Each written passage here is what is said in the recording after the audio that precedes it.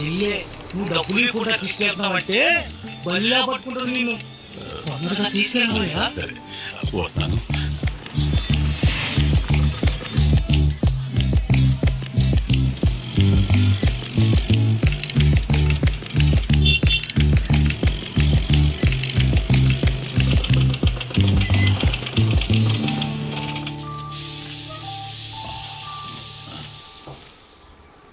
ఒకసారి బయటకు వెళ్తే ఇంటికి రావా నువ్వు?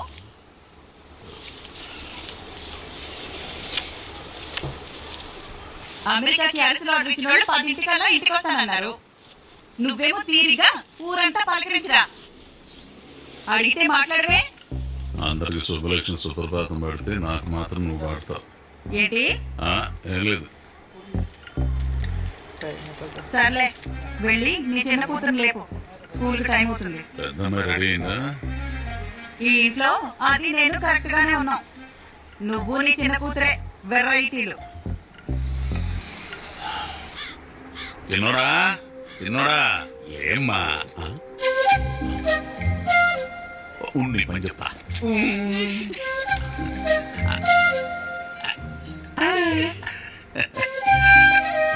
గడియారంలో ముందుతో పాటు తిరుగుతావు ఎందుకు? రోజుకో పొజిషన్ లో ఉంటావు. సరే లేమ్మా, లే తల్లి లే.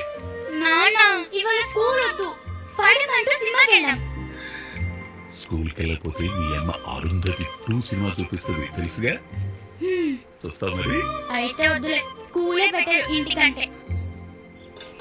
అబ్బా తింటుంటే ఎవరైనా చెడేస్తారమ్మా. నువ్వు టైంకి రెడీ అయితే 2 పనులు చేయాల్సిన పనే ఉంది. మీ అక్కని చూసి నేర్చుకో, మీ నాన్నని చూసి కాదు. మధ్యలో నాన్నేం చేశాడని ఎప్పుడు చూసినా ఏదో ఒకటి అంటూనే ఉంటావు. నీ పెద్ద కూతురు ఏమైనా నిన్ను చూసి నేర్చుకున్నా మరి? ఎప్పుడు చిరాగ్గా పెడుతుంది ఫేస్. చంప పగులుద్ది నన్ను ఏమైనా అన్నావంటే. సరిపోయిందా? నైట్ కల్పన ఫోన్ చేసింది. తమ్ముడు వాళ్ళ కాంప్లెక్స్ లో షాప్ ఖాళీ అయిందట. మనం కూడా సెల్ ఫోన్ షాప్ పెట్టుకుందాం. రమేష్ అన్నీ తెలుసు కదా, అంతా వాడే చూసుకుంటాడు. నేను అడిగితే ఏది కాదండు. నాన్న మ్యూజిక్ అంటే ఇష్టం అని తెలుసు కదా, ఎందుకు ఎప్పుడూ మ్యూజిక్ షాప్ తీసేయమంటావు? అంత ఇష్టం అయితే రోజంతా కూర్చుని వినమను. దాన్ని నమ్ముకుని సంపాదించొచ్చని చెప్పొద్దు. నా తమ్ముడు సెల్ ఫోన్ షాప్ పెట్టుకున్నప్పుడు చెప్పాను, మ్యూజిక్ షాప్ అమ్మేసి మనం కూడా సెల్ ఫోన్ షాప్ పెట్టుకుందామని. ఏం కాదు, నాన్న మ్యూజిక్ కలెక్షన్ కి చాలా మంది ఫ్యాన్స్ ఉన్నారు మన ఊర్లో. నెల ఖర్చులకి రావట్లేదు. ఫ్యాన్స్ ఉంటే ఏంటి, లేకపోతే ఏంటి. కాలంతో పాటు మనం కూడా మారాలి. ఇంకో 3 నెలల్లో అది కాలేజ్ లో జాయిన్ అవుతుంది. ఖర్చులు పెరుగుతాయి కదా, అప్పుడేం చేస్తారు? నాకేం భయం లేదు, నేను చూసుకోగలను. చూడు, అది నీతో మాట్లాడింది కూడా అందుకే. అమ్మా శాన్వి, నువ్వేం ఆలోచించుకో, అన్ని నేను చూసుకుంటాను, సరేనా? ఏంటి నువ్వు చూసుకునేది? నువ్వు నమ్మే ఆ సరస్వతి దేవే రావాలి నువ్వు ఆ డబ్బులు సంపాదించడానికి.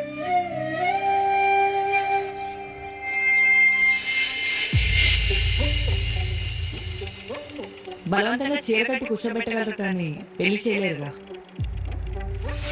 అయినా ఇంకా చిన్నపిల్లలు అనుకుంటున్నారా వాళ్ళు ఏం చెప్తారు చేయడానికి? నా పెళ్లి నా ఇష్టం. వీళ్ళెవరు అసలు? పేరెంట్స్ అయితే ఏం చెప్పినా వినాలా? వినకపోతే ఇమోషనల్ బ్లాక్మెయిల్ ఒకటి. రాని వీళ్ళకి కాదు, ఆ వచ్చాడు చూపిస్తాను నేనేంటో.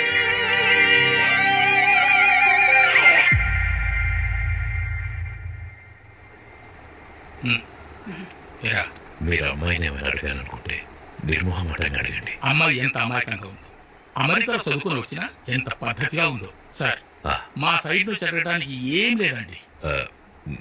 బాబు, మీ సంబంధం మాకు ఓకే. నాకు కొన్ని క్వశ్చన్స్ ఉన్నాయి.